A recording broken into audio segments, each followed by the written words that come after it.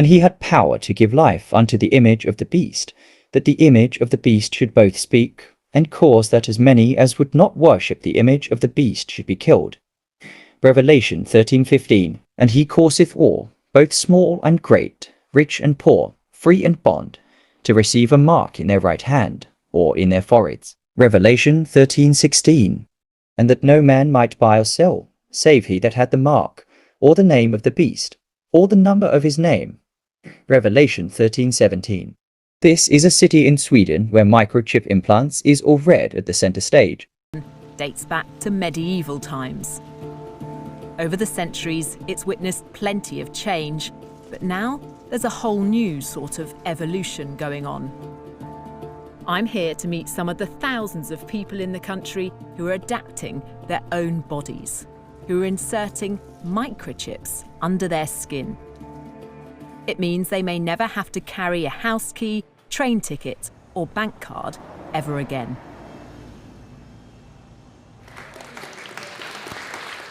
This is a microchipping party. Hannah's getting an electronic chip implanted into her hand.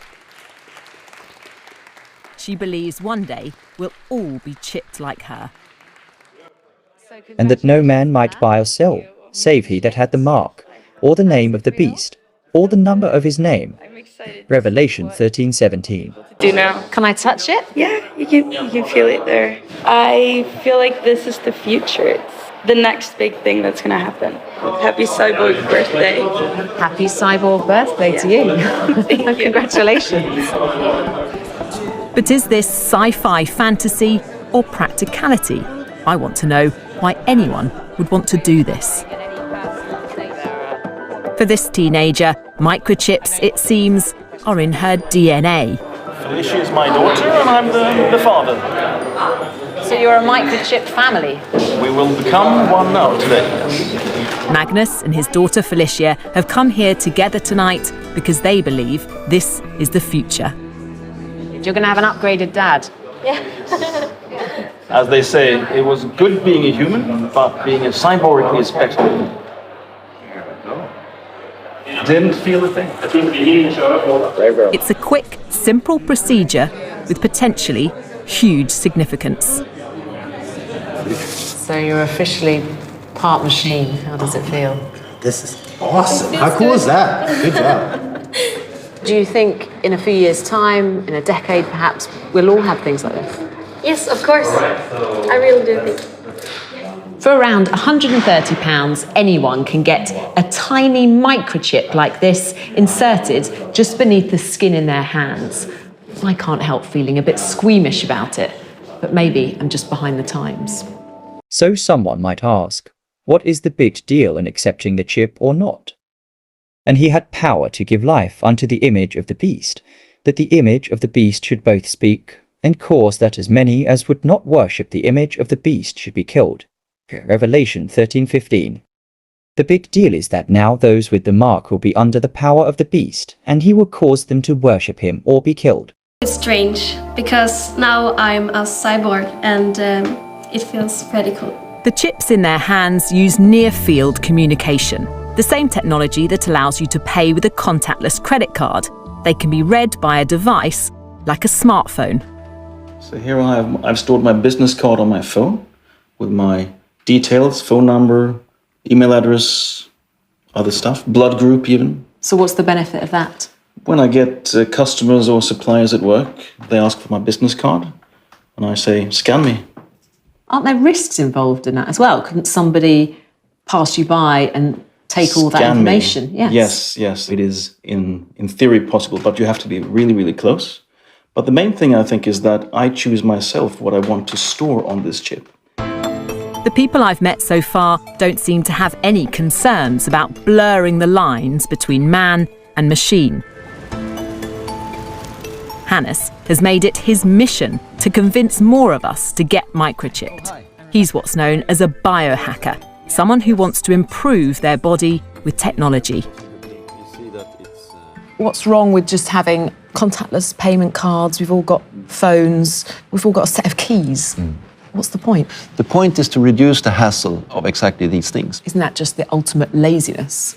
No, it's convenience.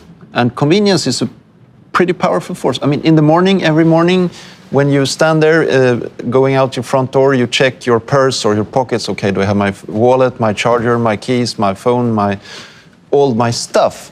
What if you could reduce that by half? A time is coming, and it almost here, when we'll all be forced to be microchipped. This is just the start.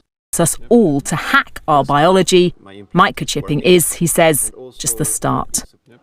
I want us humans to open up and improve our sensory universe, our cognitive functions, and improve all different dimensions of being human. And there is so much we can do. You want to make us bionic? Indeed. I want to merge humans with technology, and I think it will be awesome. They say it's for security and convenience, but what they wouldn't tell you is that you can now be tracked wherever you are, and therefore no one can escape from their surveillance. This is a nation of early adopters. Sweden's set to become the world's first cashless society, and the economy here is driven by digital innovation. This national rail company has taken microchipping on board, with 2,500 passengers signing up to use their chip instead of a paper ticket. I've come to the capital, Stockholm, the epicenter of this tech revolution. At this shared office, hundreds of the workers have been microchipped, so no need for a security pass to get in. Per has had his chip for 3 years. So I take my chip and open the door. It means he can buy a drink without cash or a card. But for him, it's about much more than practicality.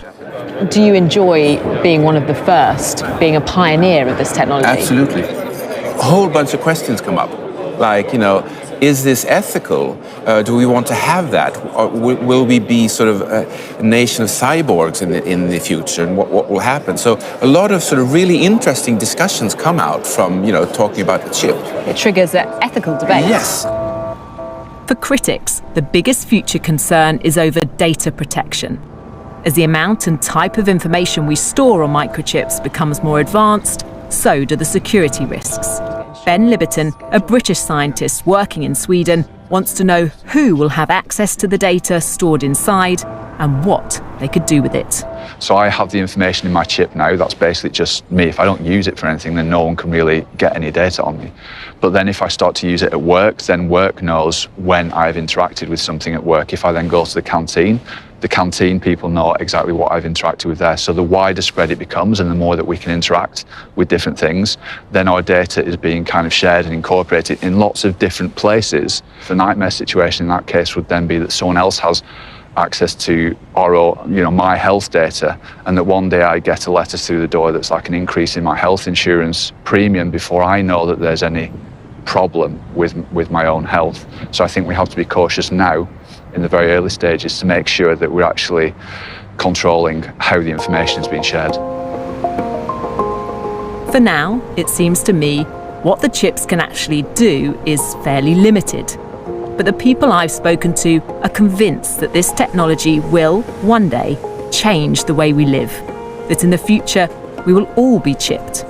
And they are leading the way. Here is wisdom. Let him that hath understanding count the number of the beast. For it is the number of a man, and his number is 666. Revelation 13:18.